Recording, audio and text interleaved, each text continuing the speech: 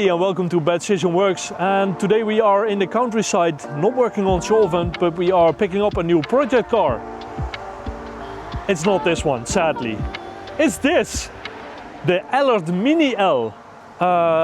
Most people will probably be like, what? And where's the Lamborghini? No, sorry, the Lamborghini, that's not part of the deal. It's this, it's the Ellert Mini L. It's a car built in the 80s, 87 something, I don't even know. And my friend Henrik, also known as Critical.se, he owns this thing. And we've been talking lately and he was like, maybe we can do something cool together and build something nice. I drove to somewhere outside Stockholm to pick up this thing. And then we'll start working on it. And yeah, what I'm gonna do, that's gonna be a little bit of a surprise. But I'll do a walk around a little bit later and then explain.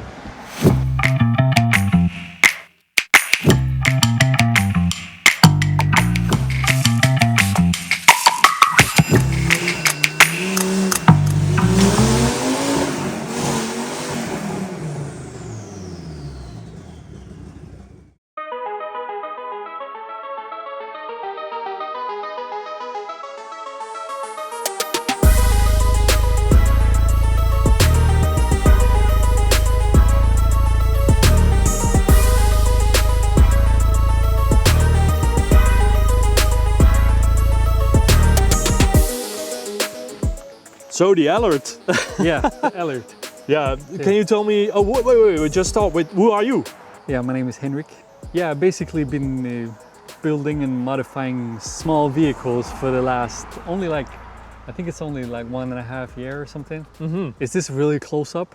No, really close to the no, camera. it's do you want more close up? We can do that. No, the other way around. Okay, I'll just step back a little bit. Yeah, go ahead. Yeah, well, I'm basically learning with every video I do, and I always take on a little too much, like a little more than I know how to do. So, yeah, I learn with every build I do. Yeah, when I'm interested in something, I basically soak it up like a sponge. Yeah, I'm open. I try to be open with it so people don't think that I'm an expert. Yeah. You know, I'm not a good welder. I'm not like a mechanic or anything. I wing it. I try to think about stuff, but not too much. Yeah. Because then it takes forever. Yeah. I had some people reach out and be like, yeah, I can help you with that. And then they're really like way too technical. Yeah. So it's like, make a small thing a really complicated project.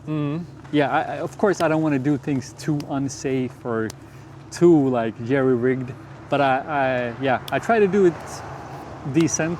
Yeah, so building a go-kart with 160 horsepower and driving it on an ice lake and getting thrown out, that's kind of like the limit, I guess, with not being too unsafe. Yeah, that's somewhere around the limit. Yeah, okay.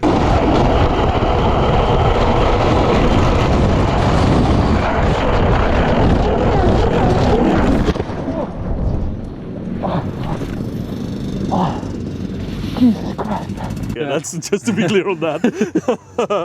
But you know, I had a video where I did the motor mounts for that go-kart. Yeah. And some people were like, "Oh, you trust those tack welds with your life, huh?" And I was like, "Come on, like I'm not a welder, but I'm not a retard." Yeah. So in between, that's the perfect middle ground, right? Yeah, I tack weld it and then I weld it when I know it's in the right place and everything. Yeah, exactly. That's how it works. So, but yeah, I guess I also have to think about how the people that watch it, and if I don't show everything, then they won't see everything. So, yeah, I'm a beginner at that too. You know, that's hard. You learn with everything. Yeah, so I think it's fun. And then meeting you online. Yeah. It started out with the go-kart. Yeah, with the go-kart. I messaged you like, please don't die, and then. And then you said like, oh, can you help me make my go-kart go faster? So, and I was like, yeah, sure. So that's how it started. Something like that. Yeah, but and then I realized, man, you're really technical. Like you're really, how do you say? You're talented with the. Yeah, but I'm kind of the same as you. I just learn and learn and learn. But you're a few steps ahead.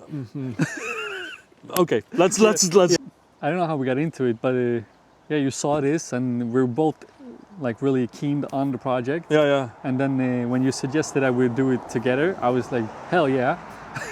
Sounds good. Yeah. It's also more fun to do something together with somebody else. Mm-hmm. Like and it's a higher probability that it will get finished. Yeah. If you're two persons. Yeah, and then you can just motivate each other. Yeah, and, there are two wheels. Yeah, yeah, You know, yeah, like, absolutely. If you're yourself, you don't have anybody else to disappoint. Yeah. So then you can just like, oh, I'll do that later. And you get distracted by another project, and that's it. But we said that we're not going to stress this because we both have a lot to do. So yeah, we're going to do it in our pace. Cool. And but tell me about it. What is it? Because I guess like 99.999% of the world have never heard of or seen this. Yeah, it's called the Ellert. It's a Danish three-wheel.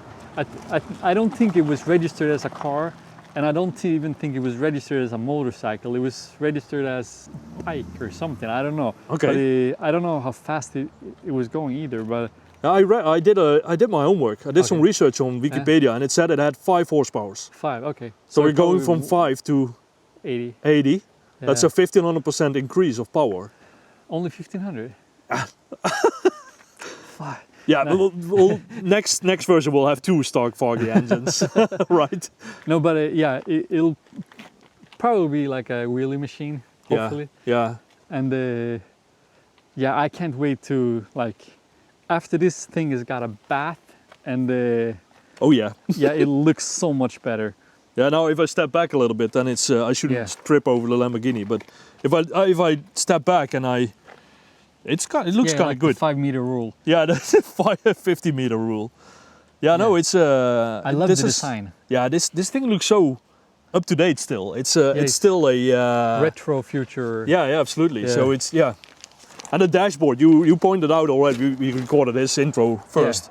Yeah. I don't know if you can see it, but the dashboard is like LEDs and everything around. So that's going to be maybe the biggest challenge to make that work, because that's a huge part of the appeal of the car, I guess. But yeah, the futuristic retro at the same time look, it's what I love. Yeah. I really love that. Yeah, same. It's how people imagine the year 2000 would look like in the 80s. Mm-hmm.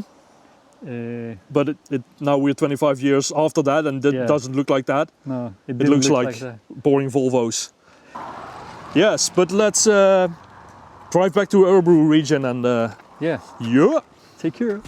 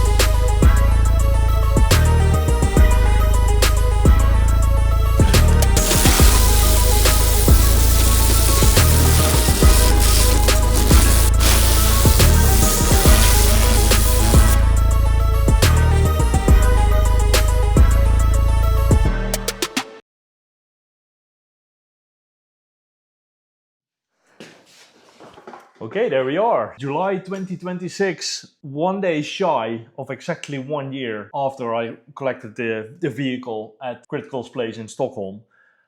It has been standing in storage most of the time. We've been gathering parts. Gathering parts means the bearings for the axles, an axle, wheels, you name it. And also, for example, this 3D printed engine. It's a very accurate 3D scan that Henrik made of the Stark Varg engine, and also he designed this this bracket, mounting bracket for the engine to sit on. And this is super nice for me to have, to be able to estimate where the engine comes, how much space it takes, etc., etc. So yeah, last week I decided to like prioritize this build. It's been standing in storage most of the time, but now it's out, it's on the lift, and I'm working really hard now to get it to finish before the end of this summer. We had one build marathon somewhere, I don't know exactly, somewhere, it was snow outside, so it was during winter. And that's going to be next episode. So like and subscribe, make sure to not miss out on the next video where Critical also will be working on this vehicle together with me. And then the next video will be me building brackets, stuff, trailing arms, you name it, all kinds of suspension parts to make everything happen. The project kind of escalated. Yeah, so stick around. See you next time. Thank you for watching. Bye.